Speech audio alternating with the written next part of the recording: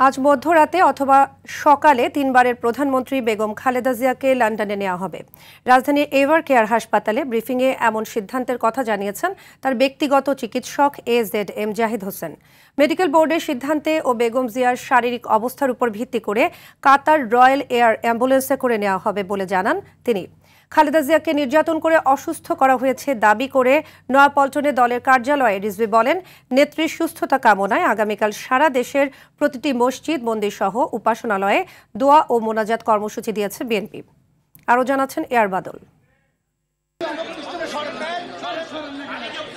শ্বাসকষ্ট নিয়ে গত 23 নভেম্বর রাজধানীর এভার কেয়ার হাসপাতালে ভর্তি হন তিনবারের প্রধানমন্ত্রী বেগম খালেদা জিয়া। ধরা পড়ে ফুসফুসে সংক্রমণ।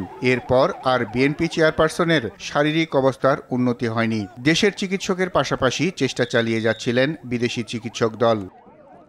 সুস্থতা ফিরে না পাওয়ায় বেগম খালেদা জিয়াকে বিএনপির পক্ষ থেকে উন্নত চিকিৎসার জন্য লন্ডনে নেয়ার সিদ্ধান্ত হয়। এ বিষয়ে ব্রিফিংয়ে বিস্তারিত জানান বেগম জিয়ার ব্যক্তিগত চিকিৎসক ডাক্তার AZM জাহিদ হোসেন।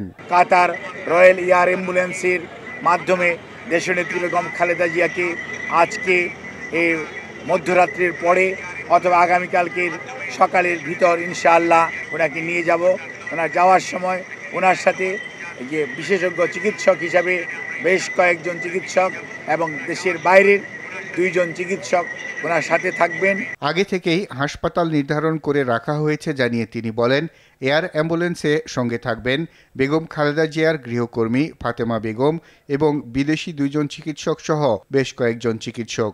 বাংলাদেশ থেকে লন্ডনে ওনাকে একটা নির্ধারিত হসপিটাল আমরা ঠিক করেছি মেডিকেল বোর্ডের পরামর্শক্রমে।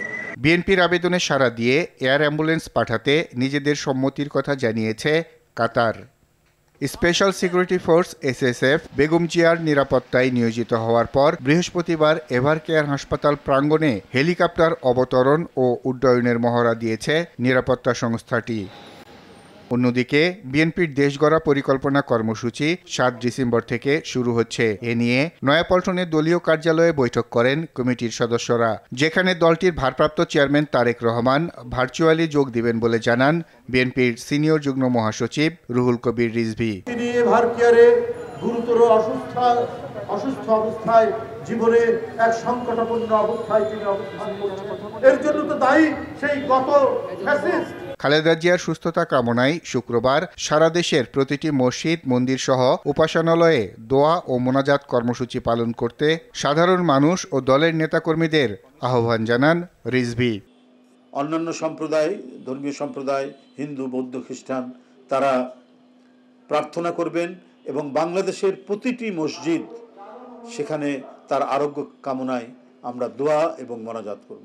AR বাদল, RTV, ঢাকা।